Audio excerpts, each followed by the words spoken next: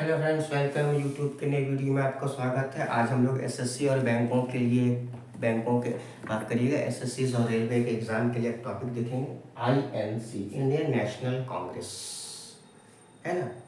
तो Indian national Congress जो है वो आज़ादी की लड़ाई में एक सबसे प्रमुख संस्था थी। आज आप कितना भी विरोध क्यों ना करते हो, वैचारिक मतभेद क्यों ना रखते हो, आप इस बात से इनकार नहीं कर सकते हैं कि राष्ट्र की स्वतंत्रता में इसका क्या योगदान रहा है।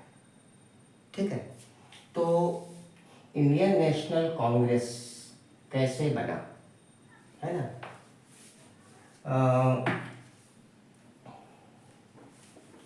आज की उत्तर प्रदेश में इटावा, देखिए बहुत सारी ऐसी चीज़ें हैं ना जो बिना बोर्ड में किए हुए आप सुन रहे हैं तो याद होता है।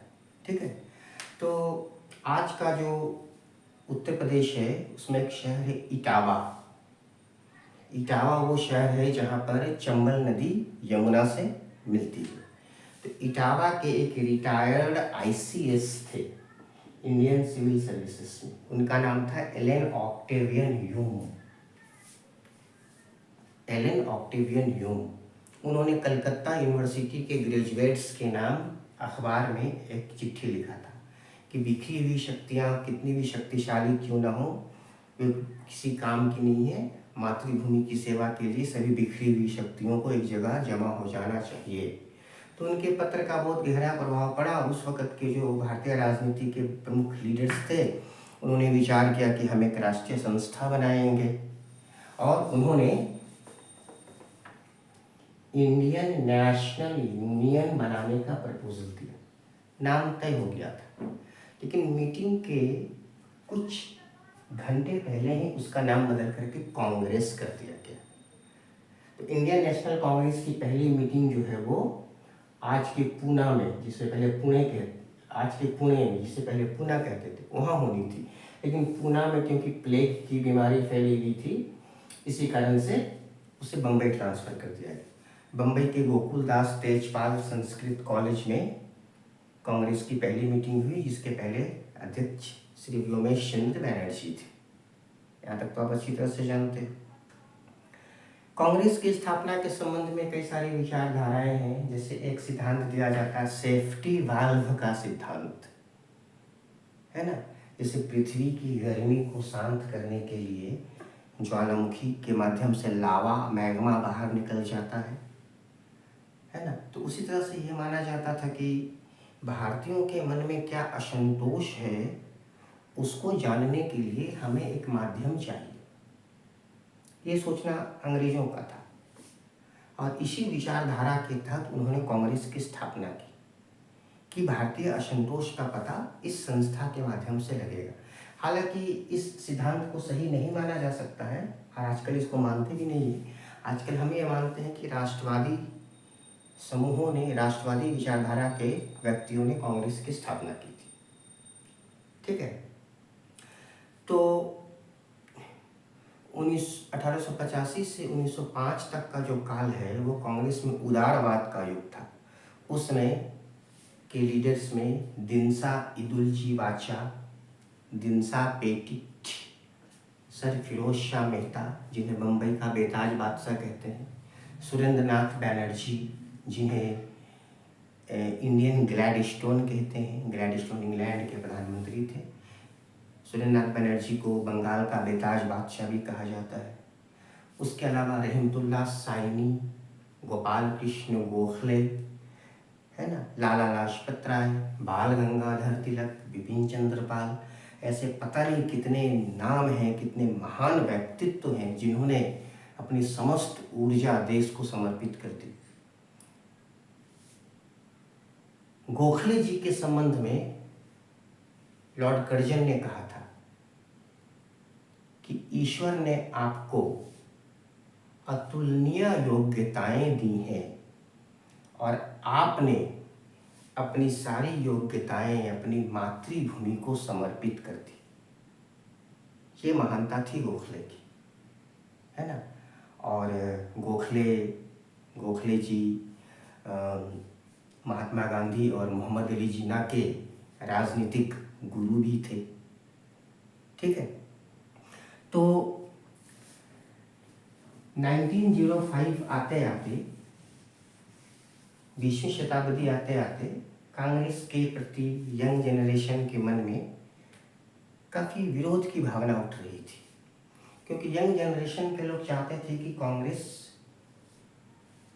खुल करके विरोध करे ब्रिटिश सरकार का, है ना।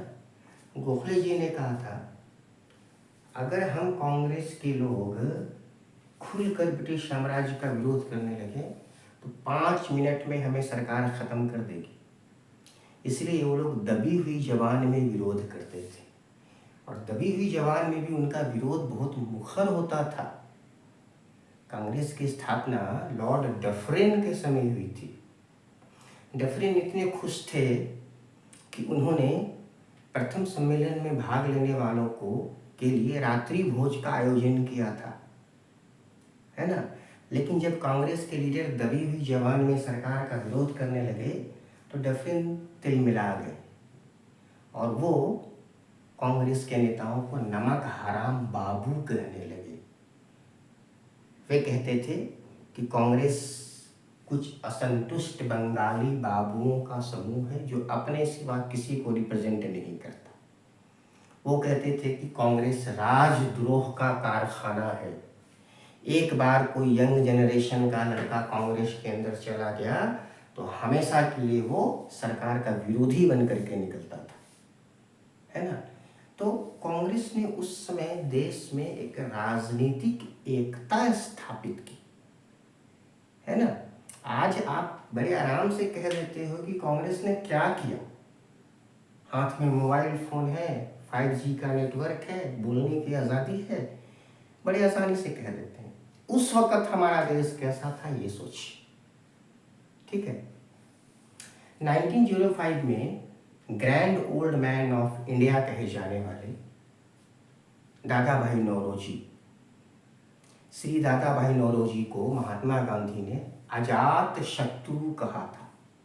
अजात शत्रु, अजात शत्रु, अ का मतलब होता है नहीं, जात माने पैदा हुआ, शत्रु तो जान रहे हैं दुश्मन, जिनका दुश्मन ना कोई हो, जिसका कोई दुश्मन ना हो उसे अजात शत्रु कहते। इतने सीधे और सरल स्वभाव के थे कि अजात शत्रु थे, ठीक है। तो इनसे उस वक़्त के एक यंग जनरेशन के लड़के ने, यूथ ने सवाल किया कि आज चारों ओर कांग्रेस की घोर आलोचना होती है, तब आप कैसे कह सकते हो कि कांग्रेस एक सफल संस्था है। तो दादा भाई नौरोजी ने उसको उत्तर दिया कि आज के यंग जनरेशन में कांग्रेस के प्रति जो नाराजगी है, जो असंतोष है, वही हमारी सबसे बड़ी सफलता है, क्योंकि हमने लोगों को असंतुष्ट करना सिखा दिया, लोगों के मन में असंतोष की भावना भरना सिखा दिया, है ना। उन्होंने कहा कि अब हमारा काम खत्म हुआ, अब आपका काम है कि आप आज़ादी की लड़ाई को आगे बढ़ाएं, है ना। तो किसी संस्था का एनालिसिस आप 1-2 पन्ने को पढ़ करके या किसी सोशल मीडिया के 5-10 मिनट के वीडियो से नहीं कर सकते हो। जब आप एग्ज़ाम देने वाले हो, एस्पिरेंट हो, आपको जानना पड़ेगा कि वास्तविकता क्या है, ठीक है। तो पढ़ते रहिए, फिर मिलते हैं नेक्स्ट वीडियो में।